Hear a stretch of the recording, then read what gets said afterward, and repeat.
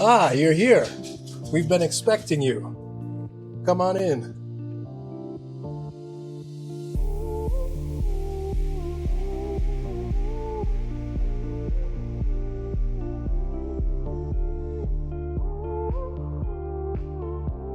To give you a little bit of an update, so we're starting to get to a point programming-wise where we're increasing food. So the first few changes that we made, we increased fiber intake, and my carbs went up close to 100 grams over the last week or so.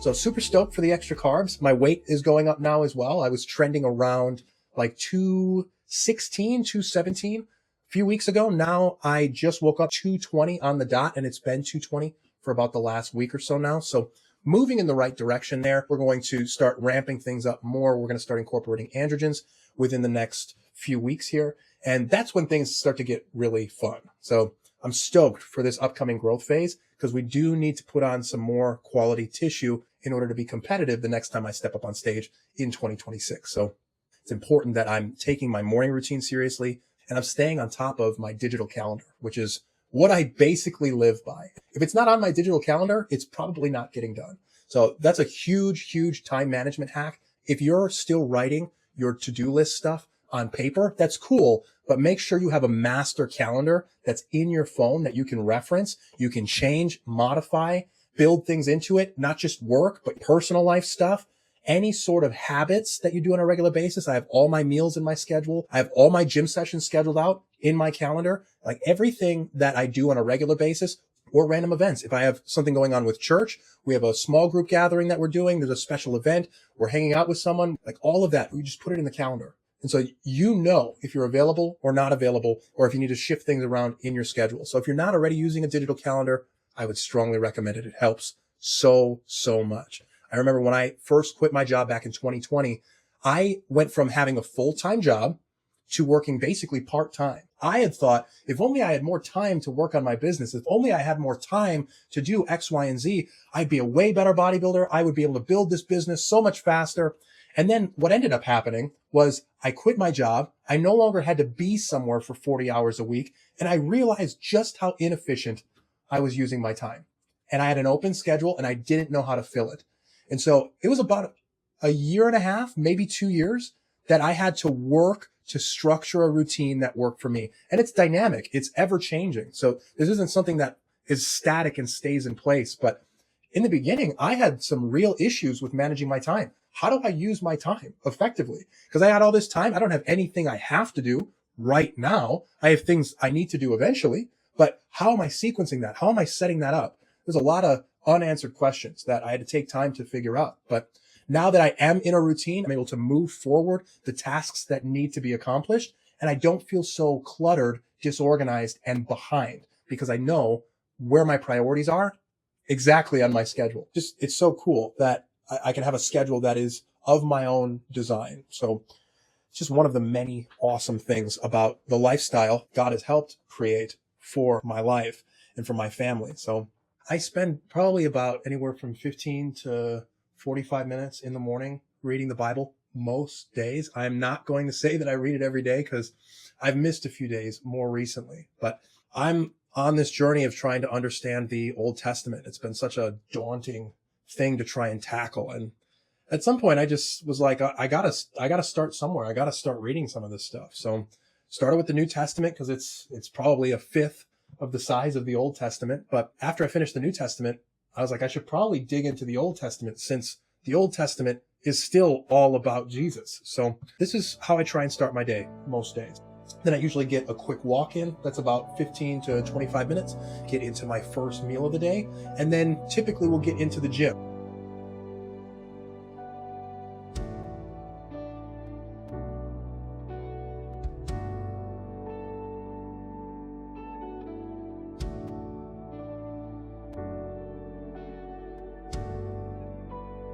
So meal one you're going to see here is beef patties. I do 93.7 lean ground beef and I just make them into patties and I grill them. It's 250 grams of beef and then we have 300 grams of sweet potato.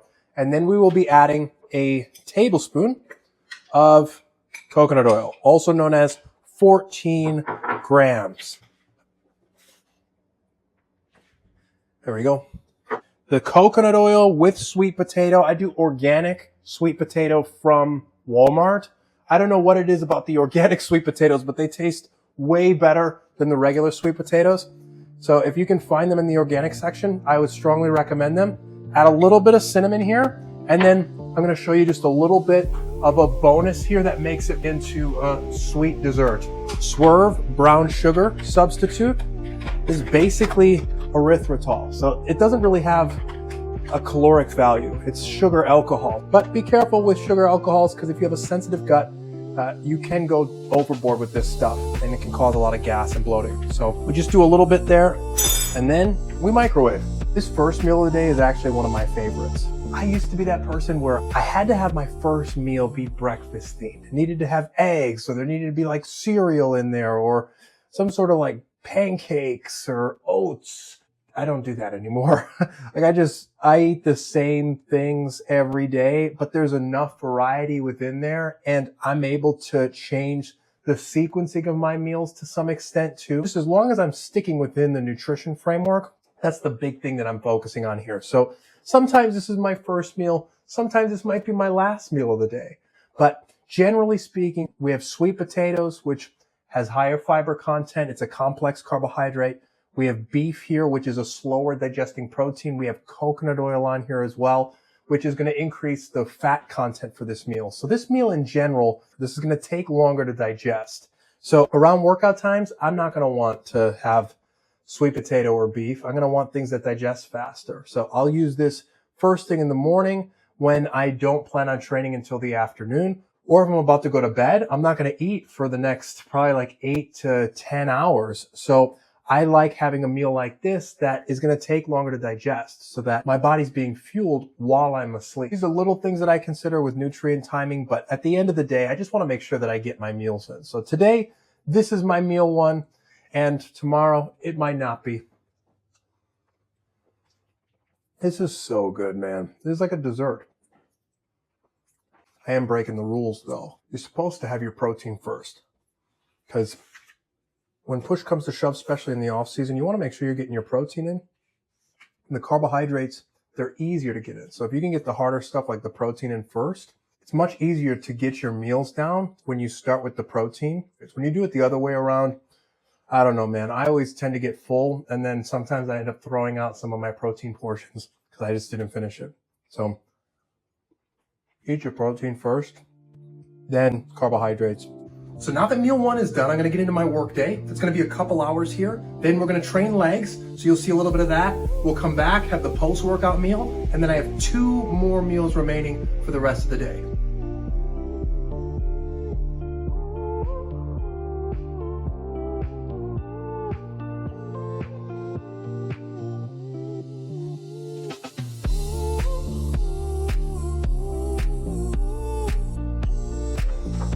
And now we get ready for the gym.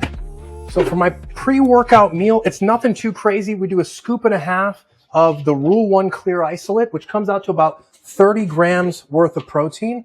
And then I do 1 scoop of Carbolin, which is about 50 grams of carbohydrates. Just enough to help give the body some available amino acids to help blunt muscle protein breakdown and help with that repair process.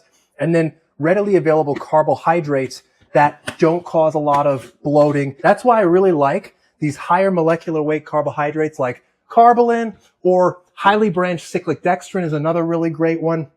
These, like I said, don't require a lot of water for the carbohydrates to be absorbed. So they absorb not only faster, but more efficiently than simple carbohydrates. So if you're trying to like stuff your face with jelly and rice cakes and all this stuff, like that can really start to cause some bloating issues. So I do like using a carbohydrate powder around workout times. You saw that I added 5 grams of creatine monohydrate to this as well. And we shake that up. And then I'm going to create a second drink. This second drink is going to be my pre-workout. So we have the Savage pre-workout. We do 2 to 3 grams of glycerol, and then we do 2 grams of Peak O2. So that's 3 capsules, and then we do 1 scoop of Savage. And then we're good to go.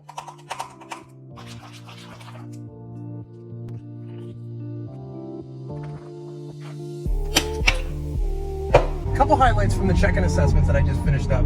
Austin Dreesen, one of my new clients, we've been working together. He's a brand new dad, so he's getting used to his roles and responsibilities as a dad while we're going through a bit of a cleanup phase. So we're just tightening things up, getting him leaner. He lost about 10 pounds during this cleanup phase in about 8 to 10 weeks. And now we are starting to add food back in and getting into what will be our growth phase. And the funny thing is, we increased food and his weight continued to drop. So really great metabolic response, which is promising. Pumps are better, fullness is there, ab definition's there, and digestion's in a much better spot as well. So these are the things that you want to make sure that you're doing to set yourself up for a successful growth phase. You got to make sure digestion's in check, and you want to make sure that you're insulin sensitive, which means you have to be lean enough because you do need time to grow. So we need to be in a calorie surplus for at least 6 months. And if you're already too fat, you're not going to make it 6 months, meaning you're not going to partition nutrients very well. You're going to end up putting on a lot more body fat than necessary. You won't build muscle as easily, and it's less healthy for you. We're going to be doing squats and leg press today, and the seated leg curl is a really great opportunity to do ankle circles.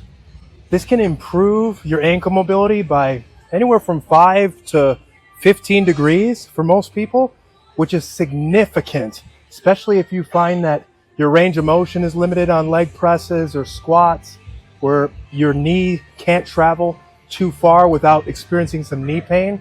A lot of that has to do with ankle mobility. So just doing ankle circles, clockwise, counterclockwise, very deliberately. It's a great way to set yourself up for success for your leg day. And this leg curl really helps keep everything in place, so you're not moving your hips in your knee joint. It's just rotations in the ankle joint. All right, here we go.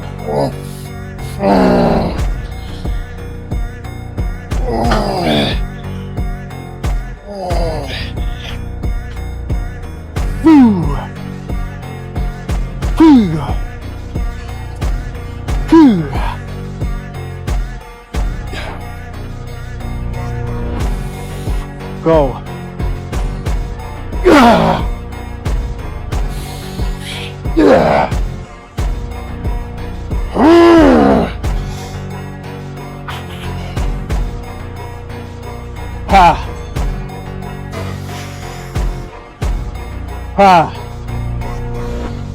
Ooh.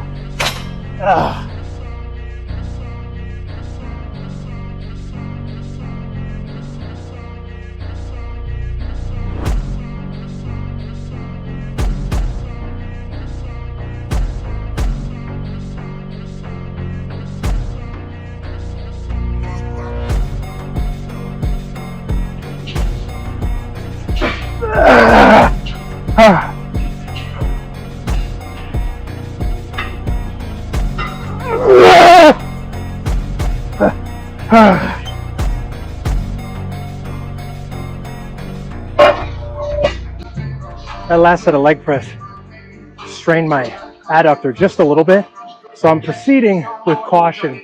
We'll see how this goes.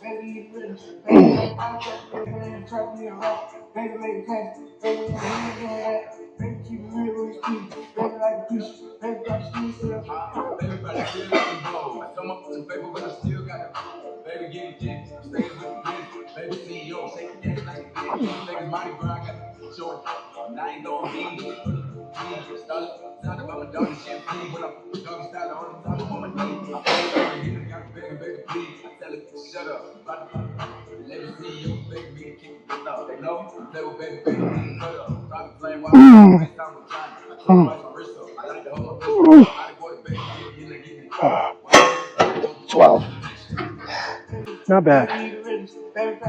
Let's see how 3 plates feels.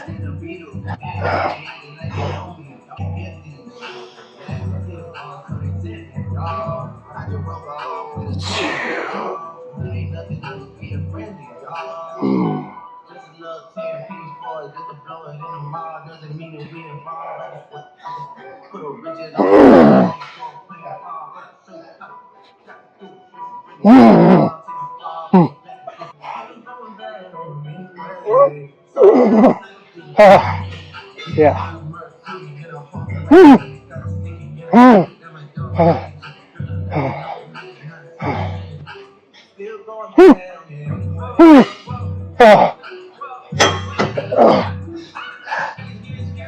take it. We'll take it. Drip too hard, don't stand too close, you gon' run and drown. Off this way, doing all these shows. I've been on the road, I don't care where I go, as long as I get paid. Bad little vibe, she been on my mind. Soon as I get back, she can slay. Do this all the time, this ain't no surprise. Every other night, another movie get made. Drip too hard, don't stand too close, you gon' run and drown. Off this way, doing all these shows. I've been on the road, I don't care where I go, as long as I get paid. Bad little vibe, she been on my mind. Soon as I get back, she can slay. Do this all the time, this ain't no surprise. Every other night, another movie get made. Every other night, another dollar getting made. Every other night started with a good day. I feel like a child, I got boogers in the face. I'm dancing in the dollar, this shit is a parade. I don't want your chain, I'm gon' want another slave. I hate that drama, not too many bitches getting tamed. Today's not working, so I took a private plane. He pussy nigga like him while I'm working on my aim. Drip too hard, charge to the car, designer to the grind like a better spell a name. Drip too hard, caution on the floor, you gon' fuck around and drown, tryna ride a nigga away. Drip too hard, don't stand too close, you gon' run and drown. Off this way, doing all these shows. I've been on the road, I don't care where I go, as long as I get paid. Drip too hard, don't stand too close, you gon' run and drown. Also, another big client win, Raul. He ended up losing 17 pounds in the last 4 weeks. He's killing it so far. He started off a little bit north of 300 pounds, so it's to be expected that we're going to have a pretty good drop in weight. And we knew his sleep was going to be something that we really needed to tackle. So a lot of this first month was really just getting his movement and expenditure in a place where we can start burning calories without hyper restricting, because he's coming from a place where he was already under eating. He was already eating only 1 to 2 meals per day. So we're actually keeping his nutrition probably about the same as far as calories are concerned, but we're adding much more nutrient dense foods in, and we're spreading them out more across the day so that he can digest them more efficiently.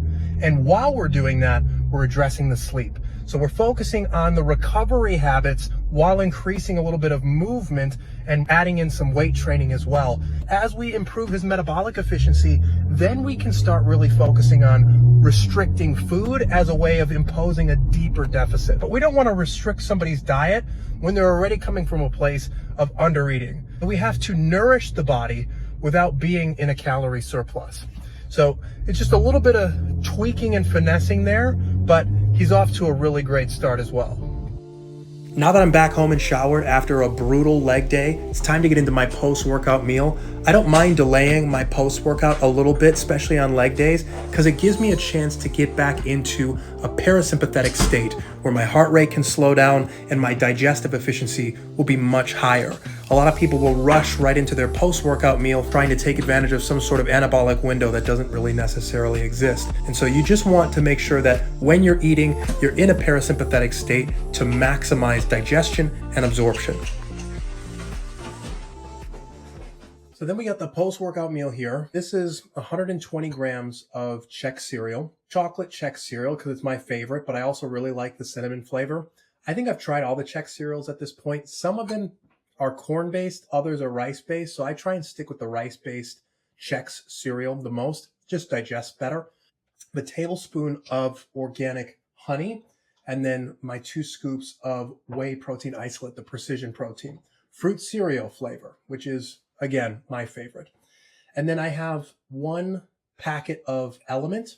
This is an electrolyte packet, which just helps with potential muscle cramps, and it just helps me to get back to my normal self, because I'm usually a little bit out of it after I'm done training. The only thing I'm missing from this meal is 100 grams of blueberries. It's not the end of the world. I can make them up in a future meal, but typically you want low fiber, low fats in your post-workout meals, and really your pre-workout meals too.